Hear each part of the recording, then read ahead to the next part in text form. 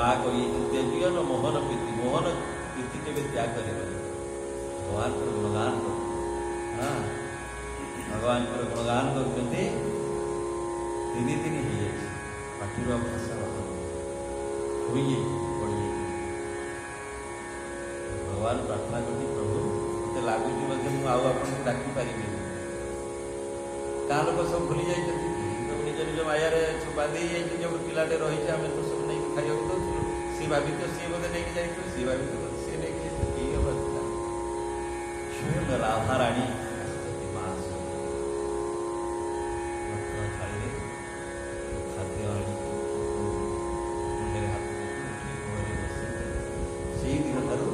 राधा राणी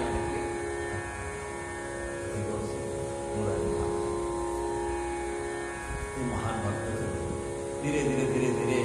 से मंदिर से रहती सबुबले भगवान का निरंतर नाम जप निरंतर भगवान धीरे धीरे जो बड़ हेले सब बड़ हेले ग्रामवासी विभिन्न आखपाख गाँव भक्तिर जो प्रभाव स्थान लोक आसिले हरिकथा शुणा पाखु भगवान जिते भक्ति हो भगवान के चरण में जो भक्ति हो समस्त ज्ञान आपे आपे हृदय भीतर पूजा हो सदैव ज्ञानता हृदय हृदय किसी पढ़ी कि शास्त्र रामकृष्ण परमहंस ने जे विवेकानंद भाया महाज्ञानी विराट विराट पुस्तक विराट विराट ग्रंथ को जे थरे देखी कौ पेज कौन अच्छी मन रखी गोटे गोटे लाइब्रेरी रू 1000 पेज बही देखिए संगे संगे फेरी दूसरे कौन आप पढ़ीदे ना हम पचारना जो पेज रू जहाँ पचार इरकम ज्ञानी गुरुदेव थे रामकृष्ण परमहंस जी कहले मुझे चूड़ा चावल बंधा पाठ पढ़ी चाटशाड़ी कई दिन गले गले ये पाठ मोर दरकार नहीं ये पाठ कौन ये पाठ ना ये पाठ जो हरि नाम ना हरि भजन नहीं पाठ मोर कौन हमें चूड़ा चूड़ा चूड़ा चावल बंधा पाठ मोर दरकार नहीं गले नाई किंतु जो कथा कहते विवेकानंद भाया महाज्ञानी आसी शरणापन्न से ज्ञान आलोक देखते जो ज्ञान पाई सी हाँ से समय जाकि चिकागो भाषण देती आमर जो सनातन धर्म आमर जो भारत जो अध्यात्म ता विषय जा जो भाषण देते समस्त पृथ्वी से आश्चर्यचकित हो गुरु ये चूड़ा चावल बंधा कले पाठ से पाठ पढ़ी भी नहीं भगवान पाखे भक्ति जो भक्ति हूँ सर्वश्रेष्ठ विद्या श्रीमद भागवत कौन कहते या विद्या तन्मतिर्जया अर्थात विद्या कौन ना भगवान ठारे मन एकाग्र हो भगवान ठारे अविचल भक्ति ये विद्या सा विद्या विमुक्त है जो विद्या हमको मुक्ति न दे पाला जो विद्या हमको बंधन देला बारंबार जन्म मृत्यु चक्र जी हमको निष्पेषित कला से कौन वास्तविक विद्या ना वही पढ़ विद्या में भक्ति का प्रबोध है विद्या कौन ना जो हरिक ठारे भक्ति हम श्रीकृष्ण चरण रे भक्ति हम वास्तविक विद्या हूँ श्री तेणु समस्त ज्ञान भीतर जागृत है बहु लोक आसिक श्रवण कले धीरे धीरे किसी खड़ लोक जाए राजा पाखे कहले ये देख ये जो सत्संग करुँच नाना प्रकार लोक आसिक सत्संग सब कर ये व्यक्ति भल नुह ये सब जगत ये सब जो अनाचार ये सब जगत सब या जो अनाचार चारिड़े घटुची सब आउ ये जड़े शुद्ध भक्त नुह ये जड़े पाखंडी जड़े हाँ ये जड़े पाखंडी जड़े हाँ भंड गोटे दुष्ट था सब किसी दुष्ट लोक था जाकि राजा को पाखे कहले राजा भी किसी बुझिले नहीं राजा भी किसी बुझिले नहीं राजा कहले कि तुम्हें ये राज्य छाड़ी चली जाओ राज्य छाड़ी चली वृंदावन को चली मध्य प्रदेश रेवा रेवा नामक स्थान रे हाँ जन्म स्थान सुना जाए जैसे वृंदावन चली वृंदावन जाए निरंतर भजन करके निरंतर कृष्ण प्रेम रे निरंतर लीन किंतु सी छाड़ी जीवा ठारू दृष्टि है रेवा खंड ବର୍ଷ ବର୍ଷ ଧରି ଲୋକ ଖାଇବାକୁ ପାଇଗଲେ, ବୃକ୍ଷ ସବୁ କିଛି ରହିଲା, ହାହାକାର କରିଗଲା। ରାଜାଙ୍କ ପାଖରେ କଥା ଗଲା, କ'ଣ କିଛି ମନ୍ତ୍ରୀ ଥିଲେ, କିଛି ତାଙ୍କର ବିଦ୍ୱାନ ଥିଲେ, କିଛି ହେଲେ ଦେଖ ରାଜନ, ତୁମେ ଜଣେ ବହୁତ ବଡ଼ ସନ୍ଥ, ବହୁତ ବଡ଼ ଭକ୍ତ, ଭଗବାନଙ୍କର ପରମ ଭକ୍ତକୁ ତୁମେ ଅପମାନ କରିକି ବାହାର କରିଦେଲ ରାଜ୍ୟ। ସେଇ ଅପମାନ ଯୋଗୁଁ କ'ଣ କରିବା? ଚାଲ ଯିବା, ଯାଇକି ତାଙ୍କ ପାଖରେ କ୍ଷମା ପ୍ରାର୍ଥନା କରିବା, ତାଙ୍କୁ ଇଏ ଧରିକି ନେଇକି ଆସିବା। ତାଙ୍କ ପାଖରେ ଯାଇ ବୃନ୍ଦାବନ ଖୋଜି ଖୋଜି କିଏ ଯେଉଁ ଭଗବାନଙ୍କ ପ୍ରେମରେ ଲୀନ, ହଁ ଭକ୍ତ ପ୍ରେମରେ ଭଗବାନ ତାଙ୍କ ସାଙ୍ଗରେ କଥା ହଉଛନ୍ତି, ଖେଳୁଛନ୍ତି, ଯାଇକି ସମସ୍ତେ ପଡ଼ିଗଲେ ପାତଳେ। ରାଜା ପାଖରୁ ସବୁ ମନ୍ତ୍ରୀ ମନ୍ତ୍ରୀ ସମସ୍ତେ ବଞ୍ଚାନ୍ତୁ, ଆପଣ ଛାଡ଼ିକି ଆସିବା ଠାରୁ ରାଜ୍ୟ କେତେ ଲୋକ ମରିଗଲେଣି, ଦୁର୍ଭିକ୍ଷ ଗଲାଣି, ବର୍ଷା ନାହିଁ କିଛି। ଆପଣ ଟିକେ ଦୟାକରି ଆପଣ ଚରଣ ରଜ ଟିକେ ରାଜ୍ୟରେ ପଡ଼ୁ, ଟିକେ ନହେଲେ ସବୁ ନଷ୍ଟ। ସନ୍ଥ ହୃଦୟ ନବନୀତ ସମାନ, ସନ୍ଥଙ୍କର ହୃଦୟ ଲହୁଣୀ ଭଳିଆ। ଦେଖିଲେ ଯେତେ ଲୋକ କଷ୍ଟ ପାଉଛନ୍ତି, ଯଦିଓ ଇଚ୍ଛା ନଥିଲା ବୃନ୍ଦାବନ ଧାମକୁ ଛାଡ଼ି, ପ୍ରେମ ଭୂମି ଛାଡ଼ି ଆସିଲେ, ତଥାପି ଲୋକ କଲ୍ୟାଣ ପାଇଁ, ପରୋପକାର ପାଇଁ ପୁଣି ଆସିଲେ। ଆସିକି ତାଙ୍କର ଭୂମି ଏଇ ରାଜ୍ୟରେ ତାଙ୍କର ଚରଣ ପଡ଼ିବା ମାତ୍ରକେ ପୁଣି ବର୍ଷା ହେଲା, ପୁଣି ସବୁ ଶସ୍ୟ ଶ୍ୟାମଳାରେ ପୁଣି ଧରିଗଲା। କିଛି ଦିନ ବାସ କଲେ ପୁଣି ବୃନ୍ଦାବନ। ବୋଲିଏ ଭକ୍ତ ବତ୍ସଳ ଭଗବାନ କି। ସନ୍ଥ ଜଣଙ୍କର ଅପମାନ, ଭଗବାନ ନିଜ ଅପମାନ ଶ୍ରବଣ ମାନେ ସହିଯିବେ, କିନ୍ତୁ ସନ୍ଥ ଅପମାନ ଭଗବାନ ସହିଯିବେ। ତେଣୁ ଏଇ ଯେଉଁ ଧର୍ମରାଜ ରାଜ୍ୟ, ତାଙ୍କ ରାଜତ୍ୱ, ତେଣୁ ମାନେ ପୃଥିବୀ ଶସ୍ୟ ଶ୍ୟାମଳାରେ ଭରା, ଚାରିଆଡ଼େ ସମସ୍ତଙ୍କ ଘରେ ସୁଖ ଭରା। କୋଉଠି ନା କଳହ ରହିଛି, ଅଶାନ୍ତି ରହିଛି, ନା ଈର୍ଷା ଦ୍ୱେଷ, ସମସ୍ତଙ୍କ ଭିତରେ ସ୍ୱାଭାବିକ ଭାବରେ ସମସ୍ତଙ୍କ ଭିତରେ ସମସ୍ତେ ଧର୍ମପରାୟଣ। ଅଜାତ ଶତ୍ରୁ ମହାରାଜ ଯୁଧିଷ୍ଠିରଙ୍କ ରାଜ୍ୟରେ କୌଣସି ପ୍ରାଣୀକୁ କେବେ ଆଧି ବ୍ୟାଧି ଅଥବା ଦୈବିକ, ଭୌତିକ କିମ୍ବା ଆତ୍ମିକ କ୍ଲେଶ ହେଉନଥିଲା। ଦେଖନ୍ତୁ, ଯଦି ଜଣେ ରାଜା ଯଦି ଧର୍ମପରାୟଣ ହେଇଗଲା, ରାଜା ଯଦି ଜଣେ ଧର୍ମପରାୟଣ ହେଲା, ତାହେଲେ ଦେଖନ୍ତୁ ଏଠି କ'ଣ ହେଉଛି ନା ଆଧି ବ୍ୟାଧି କିଛି ନାହିଁ, ଶରୀରରେ ରୋଗ ନାହିଁ, ମାନସିକ କୌଣସି ରୋଗ ନାହିଁ, ନା ଶାରୀରିକ ରୋଗ ନାହିଁ। ସମସ୍ତଙ୍କର ମନ ଏକଦମ ଶାନ୍ତ, କାହା ମନରେ ଅଶାନ୍ତି ନାହିଁ ଏବଂ ଶରୀରରେ କୌଣସି ରୋଗ ନାହିଁ। ଏବଂ କ'ଣ ନା ଆଧି ଦୈବିକ, ଆଧି ଭୌତିକ କୌଣସି କ୍ଲେଶ ନାହିଁ। ଯେଉଁ ତିନି ପ୍ରକାର ତାପ ରହିଛି, ଆମେ ସମସ୍ତେ ତାପ ଜ୍ୱାଳାରେ ଆମେ ପୀଡ଼ିତ। ଆଧି ଭୌତିକ, ଆଧି ଦୈବିକ, ଆଧି ଭୌତିକ କ'ଣ ନା ବିଭିନ୍ନ ପଶୁ ପକ୍ଷୀ ଦ୍ୱାରା ଯେଉଁ କଷ୍ଟ ପାଇବା, ମଣିଷ ଦ୍ୱାରା କଷ୍ଟ ପାଇବା। ଗୋଟେ ମଣିଷ ଆଉ ଜଣଙ୍କୁ କଷ୍ଟ ଦେଉଛି, ବା କ'ଣ ଗୋଟେ ପଶୁ ପକ୍ଷୀ କଷ୍ଟ ଦେଉଛନ୍ତି, କୌଣସି ଆଉ ଗୋଟେ ଭୂତ, ଆଉ ଗୋଟେ ପ୍ରାଣୀ ଦ୍ୱାରା କୌଣସି ଆମେ କଷ୍ଟ ପାଇବା। ଏବଂ ଆଦି ଦୈବିକ କ'ଣ, ଦୈବିକ ଦୁର୍ବିପାକ, ବନ୍ୟା ହେଲା, ବାତ୍ୟା ହେଲା, ଭୂମିକମ୍ପ ହେଇଗଲା, ଇତ୍ୟାଦି ଇତ୍ୟାଦି, ବଜ୍ରପାତ ହେଇଗଲା, ନା ଏସବୁ ହେଉଛି ଆଦି ଦୈବିକ। ଆଉ ଆଧ୍ୟାତ୍ମିକ, ଆଧ୍ୟାତ୍ମିକ କ'ଣ ନା ମାନସିକ ରୋଗ ଆଉ ଶାରୀରିକ ରୋଗ, ଆଦି ବ୍ୟାଧି, ଏ ହେଉଛି ଆଧ୍ୟାତ୍ମିକ। ଏଇ ଯେଉଁ ତିନି ପ୍ରକାର କଷ୍ଟକୁ ସମସ୍ତେ ପାଆନ୍ତି। ତେଣୁ ସେଥିପାଇଁ କୁହାଯାଉଛି ସଚ୍ଚିଦାନନ୍ଦ ରୂପାୟ विश्वोत्पत्त्यादि हेतवे तापत्रय विनाशाय श्रीकृष्णाय वै नमः। जो श्रीकृष्ण त्रिताप को सहज विनाश करते, से श्रीकृष्ण को आम यदि भक्ति करवा, से श्रीकृष्ण नाम यदि जप करवा, से श्रीकृष्ण को आम यदि कथा शुणा, ताले आमर त्रिताप जला पड़े। तेणु युधिष्ठिर राज्य में ये सब किसी नथिला, लोक त्रिताप ज्वाला मुक्त। बंधु मानकर शोक दूर करने निमंते एवं भौणी सुभद्रांकर आनंद वर्धन करने निमंते भगवान श्रीकृष्ण किछि मास धरी हस्तिनापुर रहीगले। शेष में से जिते द्वारिका जावाई राजा युधिष्ठिर को अनुमति मागिले, सेतबेले प्रभु को विच्छेद सह्य करने को असमर्थ होई मध्य राजा तांको हृदय लगाई स्वीकृति देदेले। तांकर समवयस्क बंधु माने तांको आलिंगन कले एवं कनिष्ठ माने तांको प्रणाम। भगवान रथरे बसिजिबारु सुभद्रा द्रौपदी कुंती उत्तरा गांधारी धृतराष्ट्र जुजुत्सु कृपाचार्य नकुल सहदेव भीमसेन धौम्य तथा सत्यवती आदि नारी माने मध्य मूर्छित हेला परि होइगले। भगवान को एते प्रेम करुଥିଲେ जे आनंदर समुद्र प्रेमर समुद्र कृपार समुद्र हे भगवान एते सुंदर तांकर रूप। तो से भगवान जो चली जाऊँ विरह से मूर्छित प्राय समस्ते समस्ते मूर्छित प्राय कहीं भी सांग पाने श्रीकृष्ण को विरह सही पारे। सुभद्रा द्रौपदी कुंती विराट तनया तथा गांधारी धृतराष्ट्र जुजुत्सु भगवान को विरह असह्य होगा। आम भगवान को विरह को सह्य कर बहुत सामर्थ्य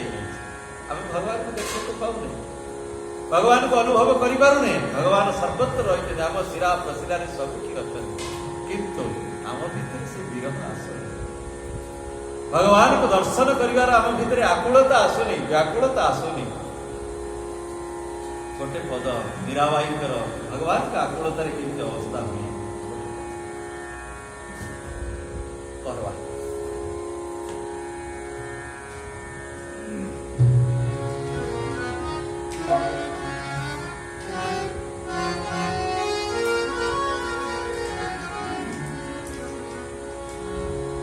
हरि मेरे प्यारे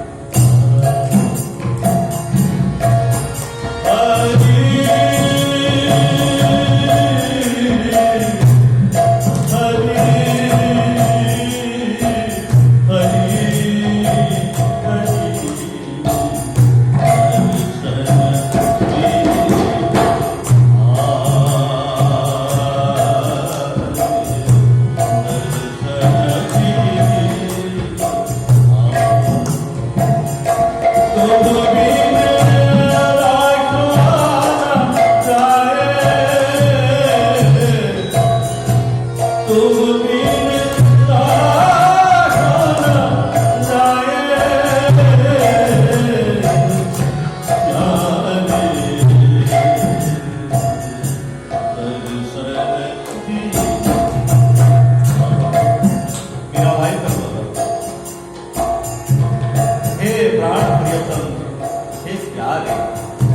दर्शन दीजो दर्शन दी जो आए हे प्रभु मते आसी दर्शन दियो तुम बिना मु रही पारू। भाव निज भीतर प्रकट हवा दरकार। प्रतिदिन आम उठिकी प्रार्थना करिया हे प्रभु मु रही पारूनी तुम बिना मते दर्शन। रामकृष्ण परमहंस देव कहते जितेबले भगवान को विरह व्याकुल ढोकी रही थे से कहते मुझे किसी जापार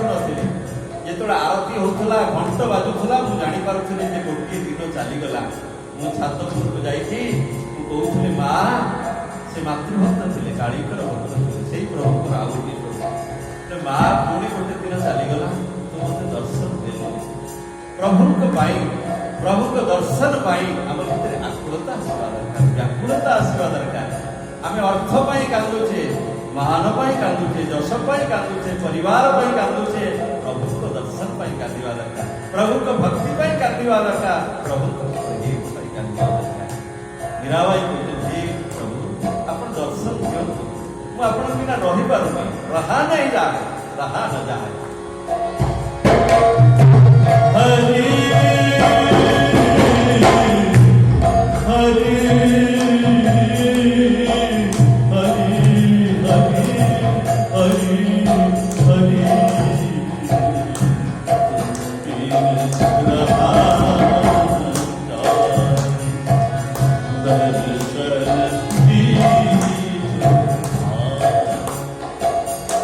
जल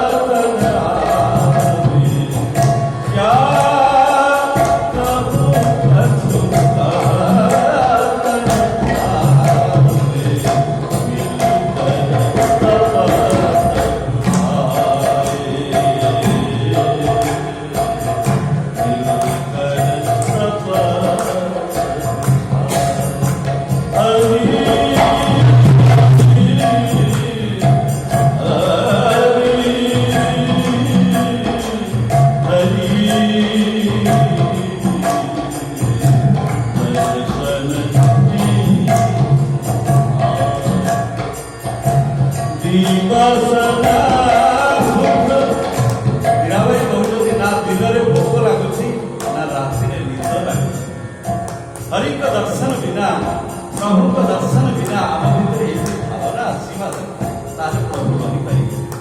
आम भितर व्याकुलता न आसा पर्यंत आमको प्रभु को आम पाइपर व्याकुलता आसवा दरकार आकुलता आसवा दरकार मीराबाई को 2 वर्ष भूख दिन में मत भूख लगुनि नींद नहीं रहना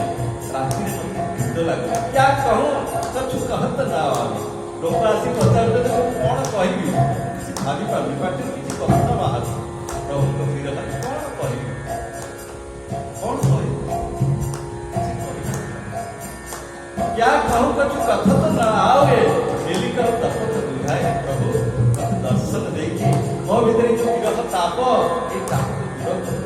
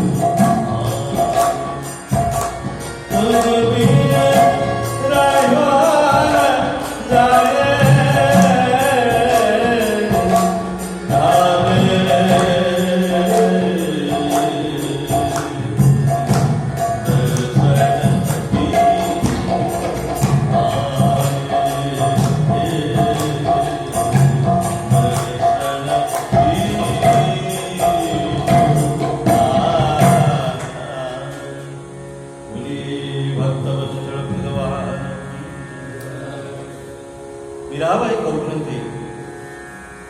ये 2 वर्ष भूख न भूख नींद नहीं रहना मुख से कथत न आवे बहना क्या कहूँ कछ कथत न आवे मिलकर तपत उठाए हे प्रभु मते दर्शन देकी और विरह ताप को आपण दूर करो मु आपण बिना रही पार आकुल व्याकुल फिर रही न दिन दिन राति मु आकुल है कि व्याकुल है कि मु केवल आपण को खोजुची चारिआडे मु केवल पागल भली आपण को खोजुची प्रभु आपण को दर्शन तेणु प्रभु को आम भितर ये भली आकुल प्रार्थना आम भितर हवा दरकार हे प्रभु आपण बिना मु रही पारुनी ये अनुभव हवा दरकार किंतु आम बेस रहा अभ्यास कर दीजिए प्रभु बिना ना आम भितर प्रतिदिन उठिकी सज्जा त्याग हे प्रभु आज कौन आप दर्शन पाइबे राति शोला बेलू प्रभु आज आप दर्शन पाइबे काली निश्चय आप दर्शन पाइबे यही भावना ये प्रार्थना सब बड़े दरकार आओ प्रभु का नाम स्मरण दरकार आकुलता बिना प्रभु को पाई व्याकुलता बिना प्रभु को पाई हब तेणु आज भगवान को विरह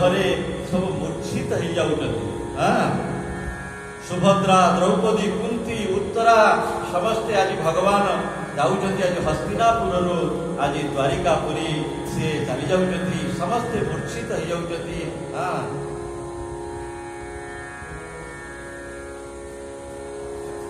सत्संगान मुक्त दुसंग आत्मोत्सहते बुधः कीर्त्यमानं झसूयस्य सकृदाकर्ण्य रोचन तस्मिन्यास्तधियः पार्थाः सधीर विरहं कथं दर्शनस्पर्श संलाप शयनासन